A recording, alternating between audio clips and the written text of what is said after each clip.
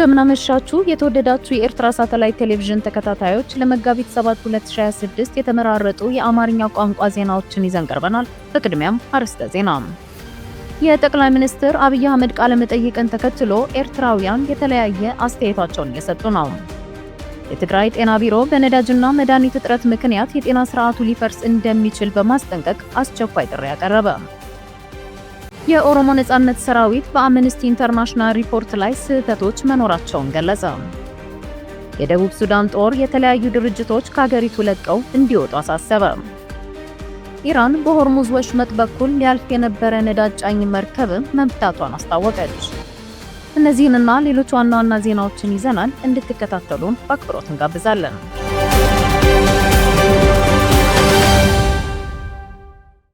የጠቅላይ ሚኒስትር አብይ አህመድ ቃለ መጠይቅን ተከትሎ ኤርትራውያን የተለያየ አስተያየታቸውን እየሰጡ ነው። ጠቅላይ ሚኒስትር አብይ አህመድ ከሀገሪቱ የዜና አውታሮች ጋር ያደረጉትን ቃለ መጠይቅ ተከትሎ ኤርትራውያን የተለያየ አስተያየት እየሰጡ መሆናቸውን ኤሪሳት ያገኘችው መረጃ ያመለክታል። ጠቅላይ ሚኒስትሩ ያደረጉት ቃለ መጠይቅ በርካታ አነጋጋሪና አከራካሪ ጉዳዮችንም አስከትሏል። ኤርትራውያኑ አብይ አህመድ ኤርትራውያን እንዳይታፈሱ ብሏል የሚል አሉባልታ እንደ እውነት ተቀብለው ደስታቸውን ሲገልጹ፣ በሌላ በኩል ደግሞ በትግራይ ተወላጆች ላይ ያደረገውን ግፍ በማስታወስ ጥርጣሬ እንዳደረባቸው ገልጸዋል። አንድ በማንነቱ ምክንያት ታስሮ 80 ሺህ ብር ከፍሎ የተለቀቀው ስሙ ለደህንነቱ ሲባል የተቀየረ ፊልሞን የተባለ ኤርትራዊ ወጣት አብይ ኤርትራውያን አትታፈሱም በማለቱ ደስ ብሎኛል፣ ስራዬን በአግባቡ መስራት እችላለሁ፣ ብር አምጣ በመባል ተቸግሬ ነበር ሲል ተናግሯል።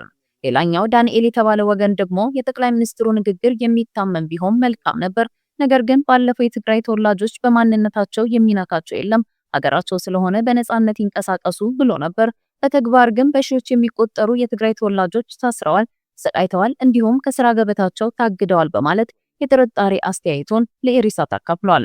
ሌሎች በርካታ ኤርትራውያንም እንዲሁ በጠቅላይ ሚኒስትሩ ቃለ መጠይቅ የተከፋፈለ ስሜት ውስጥ መግባታቸውን ገልጸዋል። ይህ በእንዲህ እንዳለ የትግራይ ተወላጆችም የአብይ አህመድን ንግግር አምነው መቀበል እንደማይችሉ፣ ይልቅ ህዝብና ፓርቲ መለየት እስኪቸግረው እርምጃ ሊወስድ እንደሚችል በዜና አውታሮችና በማህበራዊ ድህረ ገጾች እየገለጹ ይገኛሉ። በዲፕሎማሲ ዘርፍና ፖለቲካ ለረጅም ዓመታት ያገለገሉ አንጋፋ ኢትዮጵያውያንና ኤርትራውያን በበኩላቸው የጠቅላይ ሚኒስትሩ ንግግር በተግባር ካልታየ ለማመን የሚያስቸግር መሆኑን ይገልጻሉ። በኢትዮጵያ መገናኛ ብዙሃን እየተካሄደ ያለው የፕሮፓጋንዳ ዘመቻም ይህን ጠቋሚ አቅጣጫ ሊሆን እንደሚችልም ይጠቅሳሉ።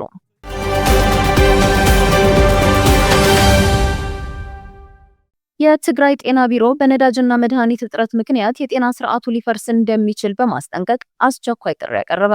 የትግራይ ጊዜያዊ አስተዳደር ጤና ቢሮ ለሰብአዊ ረድኤት አጋሮች፣ ለለጋሾች፣ ለተባበሩት መንግስታት ድርጅት ተቋማት፣ ለኤምባሲዎችና ለዓለም አቀፍ የጤና ተቋማት ባስተላለፈው አስቸኳይ ጥሪ በክልሉ ያለው የጤና ስርዓት በከፍተኛ የነዳጅ እጥረት፣ የመድኃኒት አቅርቦት መቋረጥና እየጨመረ በመጣው የፋይናንስ ገደብ ምክንያት ሙሉ በሙሉ ሊቆም እንደሚችል አስጠነቀቀም። ቢሮው መጋቢት 5 ቀን 2026 ባወጣው መግለጫ የህይወት አድን አገልግሎቶች ዳግም መጀመር ካልቻሉ በሚሊዮኖች የሚቆጠሩ ሰላማዊ ሰዎች ሊከላከል በሚቻል በሽታና ሞት ለአደጋ ይጋለጣሉ በማለት በአስቸኳይ ዓለም አቀፍ ጣልቃ ገብነት እንዲኖር አሳስቧል። በሚሊዮን የሚቆጠሩ ሰላማዊ ዜጎች ሊቀለበስ ለሚችል ህመምና ለሞት በሚዳርጉ አደጋዎች እንዳይጠቁ አፋጣኝ ጣልቃ ገብነት ያስፈልጋል ሲል ገልጿል። ቢሮው ባወጣው መግለጫ የጤና አገልግሎት በዓለም አቀፍ ህግ ጥበቃ ሊደረግለት የሚገባ መሆኑንና በፖለቲካዊ ምክንያቶች ሊገደብ እንደማይገባው አስገንዝበዋል። የዓለም ጤና ድርጅት መተዳደሪያ ደንብን በመጥቀስ ማንኛውም የሰው ልጅ ከፍተኛ የጤና ደረጃ አገልግሎት የማግኘት መብት እንዳለውና የመሰረታዊ ሰብአዊ መብት በማንኛውም ሁኔታ ሊከበርና ጥበቃ ሊደረግለት እንደሚገባ በአጽንኦት አሳስበዋል። የብልጽግናና የህወሓት መሪዎች ከጊዜ ወዲህ ግንኙነታቸው እየሻከረ መምጣቱ ይታወቃል። በቅርቡም ወደ ጦርነት ሊገቡ እንደሚችሉ የሚጠቁሙ መረጃዎች በተለያዩ አካላት እየወጡ ይገኛሉ።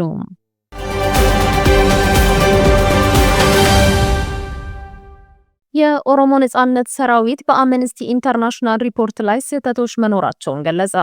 ገለልተኛ ምርመራ እንዲካሄድም ጠይቋል። የኦሮሞ ነጻነት ሰራዊት አባላት በምዕራብ ኦሮሚያ በሴቶች ላይ የቡድን አስገድዶ መድፈርና የወሲብ ባርነት ፈጽመዋል ሲል አምነስቲ ኢንተርናሽናል ያወጣውን ሪፖርት ታጣቂ ቡድኑ አስተባበለ። የኦሮሞ ነጻነት ሰራዊት ሪፖርቱ ከፍተኛ የአሰራር ግድፈቶችና እውነታን ያላገናዘቡ ስህተቶች ያሉበት መሆኑን በመጥቀስ በክልሉ ተፈጽመዋል ስለተባሉ ጥሰቶች ገለልተኛ ምርመራ እንዲደረግ ጥሪ አቅርበዋል። ድርጅቱ ለአዲስ ስታንዳርድ በላከውና በማህበራዊ ትስስር ገጾች ላይ ባወጣው መግለጫ ቡድኑ ማንኛውንም አይነት በጾታ ላይ የተመሰረተ ጥቃትን እንደሚያወግዝና በሰላማዊ ሰዎች ላይ የሚፈጸሙ ጥሰቶችን የመሰነድ ጥረቶችን እንደሚደግፍም ገልጿል። ይሁን እንጂ የአምነስቲ ሪፖርት የምርመራ ጉድለት ያለበትና ወንጀሉን የፈጸሙ አካላትን በማያሻማ መልኩ ለመለየት ያልቻለ መሆኑን አስታውቋል። በኦሮሚያም ሆነ ከዚያ ውጪ በሴቶችና በልጃገረዶች ላይ የሚፈጸም ማንኛውም የወሲብ ጥቃት በጽኑ ሊወገዝ፣ በገለልተኛ አካል ሊመረመርና ጥፋተኞችም ለፍርድ ሊቀርቡ የሚገባው ከባድ ግፍ መሆኑን የጠቀሰው የኦሮሚያ ነጻነት ሰራዊት በሰላማዊ ሰዎች በተለይም በሴቶች ላይ የሚፈጸሙ ወንጀሎች ሊካዱ፣ ሊመካኙ ወይም ሊቃለሉ እንደማይገባም አክሎ ገልጿል።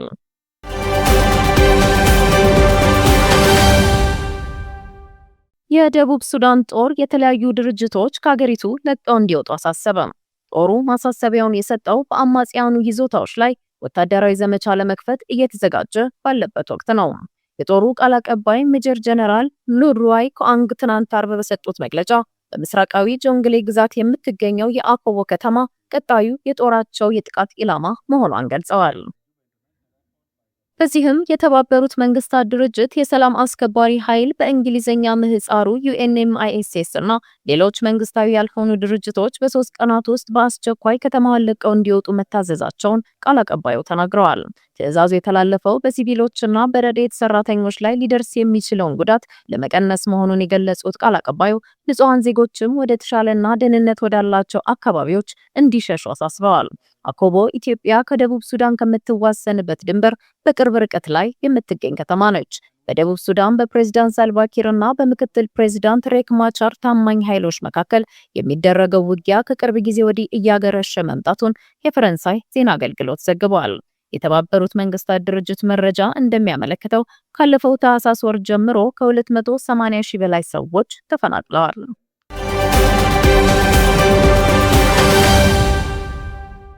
ፕሬዝዳንት አልሲሲ አሜሪካና እስራኤል ከኢራን ጋር በሚያደርጉት ጦርነት ግብጽ ለአደጋ በቀረበ የኢኮኖሚ አስቸኳይ ሁኔታ ላይ መሆኗን ገለጹ። የግብጽ ፕሬዝዳንት አብዱልፈታህ አልሲሲ በመካከለኛው ምስራቅ እየተካሄደ ያለው ጦርነት በሀገሪቱ ኢኮኖሚ ላይ በፈጠረው ጫና ምክንያት ግብጽ ለአደጋ በቀረበ የኢኮኖሚ አስቸኳይ ሁኔታ ላይ እንደምትገኝ አስታውቀዋል። ፕሬዝዳንቱ ከቁጥጥር ውጭ የሆነ የዋጋ ግሽበት ሊከሰት እንደሚችልም ስጋታቸውን ገልጸዋል። በአረቡ ዓለም በህዝብ ብዛት ቀዳሚ የሆነችው ግብጽ አሜሪካና እስራኤል ከኢራን ጋር በሚያደርጉት ጦርነት እስካሁን በቀጥታ የአካል ጉዳት አልደረሰባትም። ሆኖም ጦርነቱ በባህረ ሰላጤው አጋሮቿ ላይ ባደረሰው ጥቃትና በወሳኙ የሆርሙዝ ወሽመጥ በኩል የሚደረገውን የንግድ ልውውጥ በማስተባበሩ ሳቢያ የሀገሪቱ ኢኮኖሚ ክፉኛ ተመቷል። ባለፈው ሐሙስ የሥራ መዝጊያ ላይ የግብጽ ፓውንድ ከአሜሪካ ዶላር አንጻር ላለፉት 8 ወራት ታይቶ በማይታወቅ ዝቅተኛ ደረጃ ላይ መውረዱ ተመዝግቧል።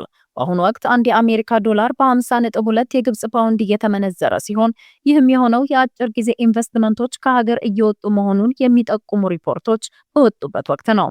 በገቢ ምርቶች ላይ በእጅጉ ጥገኛ የሆነው የግብጽ ኢኮኖሚ ከ2022 ጀምሮ ዋጋው በ2/3 ለቀነሰው የፓውንድ ምንዛሬ መዋዠቅ እጅግ ተጋላጭ መሆኑ ይታወቃል። ፕሬዝዳንት አልሲሲ በአንድ ወታደራዊ አካዳሚ በተካሄደ ዝግጅት ላይ ባደረጉት ንግግር አሁን ያለው ቀውስ በሸቀጦች ዋጋ ላይ መጠነኛ ተጽዕኖ ሊኖረው ይችላል ብለዋል። የፕሬዝዳንቱ ቃል አቀባይ ባወጣው መግለጫ መሰረት ፕሬዝዳንቱ አጋጣሚውን በመጠቀም ዋጋ በሚሰቅሉ ነጋዴዎች ላይ በወታደራዊ ፍርድ ቤቶች ክስ ሊመሰረትባቸው እንደሚችል ጠንከር ያለ ማስጠንቀቂያ አስተላልፈዋል። በተጨማሪም ጦርነቱ ለቀጠናው ወሳኝ የውሃ መስመርና ለግብጽ ዋነኛ የውጭ ምንዛሪ ምንጭ በሆነው በስዊዝ ካናል ላይ ከፍተኛ ችግር ሊፈጥር እንደሚችል ፕሬዝዳንቱ ባለፈው ሳምንት መጨረሻ ስጋታቸውን ገልጸው ነበር። በአሁኑ ወቅት ትልልቅ የጭነት መርከብ ኩባንያዎች የደህንነት ስጋትን በመጥቀስ ጉዟቸውን በደቡብ አፍሪካ ጫፍ በኩል እያደረጉ ይገኛሉ።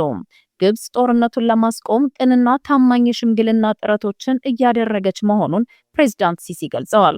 ቀደም ሲል ካይሮ በኢራንና በዓለም አቀፉ የአቶሚክ ኢነርጂ ኤጀንሲ መካከል የኒውክሌር ድርድሮችን ያስተናገደች ሲሆን በእስራኤልና በሐማስ መካከል ለተደረሰው የጋዛ የተኩስ አቁም ስምምነትም ዋስትና ሰጪ መሆኗ ይታወቃል። ይሁን እንጂ የኢራን የውጭ ጉዳይ ሚኒስትር አባስ አራግቺ በሰጡት መግለጫ ሀገራቸው በአሁኑ ወቅት የተኩስ አቁም ወይም ከአሜሪካ ጋር ድርድር የመጀመር ፍላጎት እንደሌላት በግልጽ አስታውቀዋል።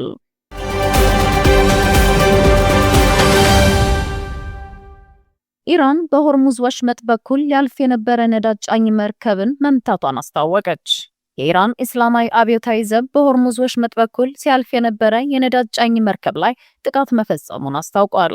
አብዮታዊ ዘቡ በቴሌግራም ቻናሉ ባወጣው መረጃ ፕሪማ የሚል ስያሜ ያለው ነዳጅ ጫኝ መርከብ በወሽመጡ በኩል መተላለፍ እንደማይቻል በባህር ኃይሉ የተሰጠውን ተደጋጋሚ ማስጠንቀቂያ ችላ በማለቱ በድሮን መመታቱን ገልጿል። ከጠበኛ አገራት ጋር አጋር የሆኑ ነዳጅ ጫኝና የንግድ መርከቦች በሆርሙዝ ወሽመጥ በኩል ማለፍ እንደማይፈቀድላቸውም ወታደራዊ ኃይሉ አስገንዝቧል።